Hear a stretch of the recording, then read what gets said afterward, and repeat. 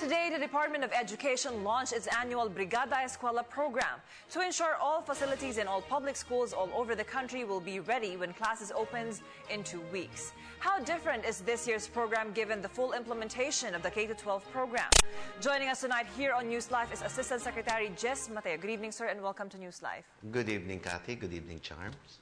So, sir, how different is this year's Brigada-Eskwela given the K-12 implementation? Well, firstly, this is the first year of implementation of the senior high school, where close to about 10,000 plus schools will be offering the senior high school program, beginning with grade 11.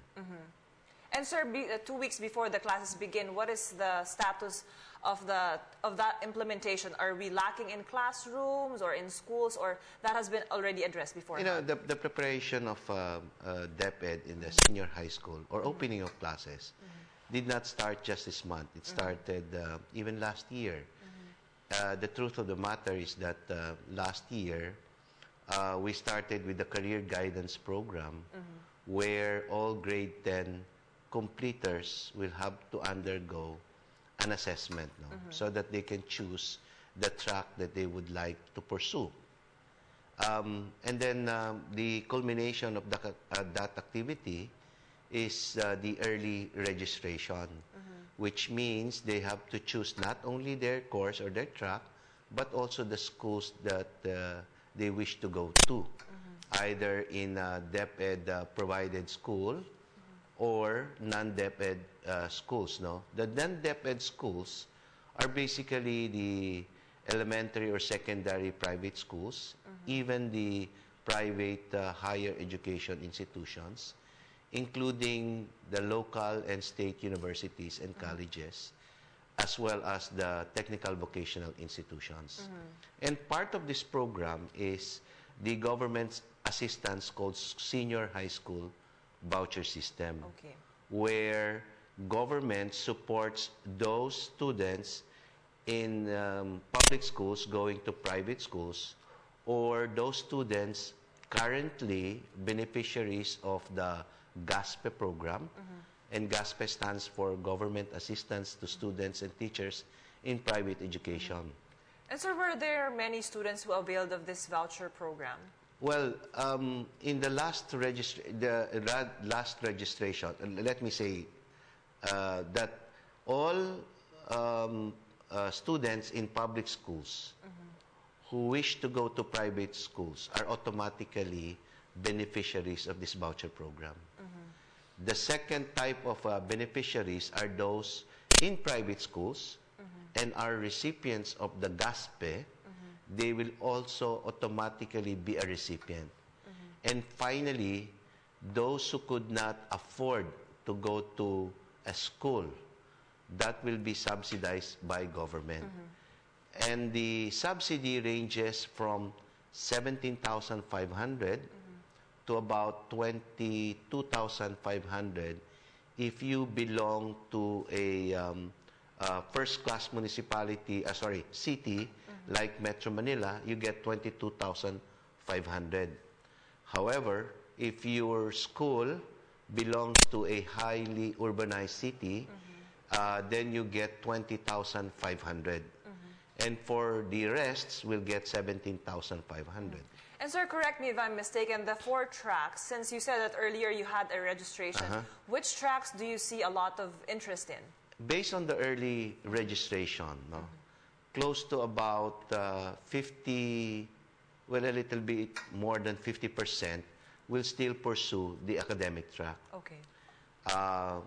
About 46 or 47% will pursue the technical vocational track, and the rest will either go to the arts and design and sports track.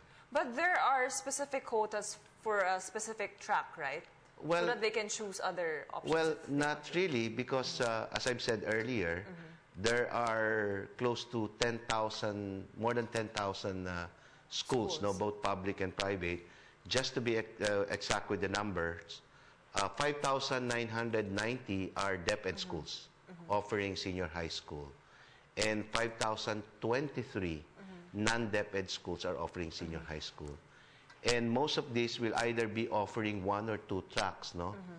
and the rest will be offering just one track. Okay. The reason being is that, for example, in sports track, it would be expensive to... The facilities. Yeah, to construct all those facilities, especially if you're offering, let's say, athletics, you have to have at least an oval, or swimming, you have to have a swimming pool. And sir, the K-12 program continues to face some negative reactions from some people, but as time goes by, more and more people are coming to appreciate the efforts and the benefits of the K-12 program. Well, maybe a few remains to be unconvinced with that K-12 program, but I think the majority are supportive of the program. This is evidenced by the fact that there are 5,000, close to about 5,023 non-DepEd schools offering senior high school. And, you know, if you want to offer a senior high school, that means you have to advance. You have to invest in all of those facilities. Sir, going back to the Brigada-Eskwela, which was formally launched today, how long will the Brigada-Eskwela run for, and who can participate? Well, it will last for about a week, no? And the essence of the Brigada-Eskwela is to bring back this Filipino value called bayanihan. Okay? Now, anybody can participate. Just go to the public school and say, I want to help in the painting, in the repair, in the cleaning, or you can donate. You can donate your time, you can donate some funds, you can donate in kind. So it all depends on you. That's why we're encouraging the public, especially those near a public school, to help out, no? Because we believe that the schools, the different public schools, whether elementary or secondary schools, are not really owned by the Department of Education. It's owned by the community. And since, sir, we just recently had the elections, are the people who are cleaning up the schools doing extra work because of the post-election setup that our schools were left with? Well, that's the reason why we delayed a little bit the opening of classes, because those teachers who served in the election have to rest and then prepare for the Brigada as well as the Oplan Balik Eskwela. These programs are annual programs of the department to ensure a smooth opening of classes. And finally, sir, what can we look forward to this coming school year with the full implementation of the K-12 program for students, for teachers, and parents alike? Well, firstly, we want to put across the message to our parents as well as to our students that they have to enroll early. Early enrollment is important because we want to prepare our schools, not only prepare our students. Secondly, if they do their responsibility to enroll early, we wouldn't be experiencing, you know, a child crying because this is the first time they went to school, or students looking for their classroom or their section. So again, we reiterate our appeal to the learners as well as to the parents to go to their schools to enroll now rather than later. And on that note, thank you very much, sir, Assistant Secretary Jess Mateo, for joining us tonight here on NewsLife. Thank you very much. Thank you, Kathy.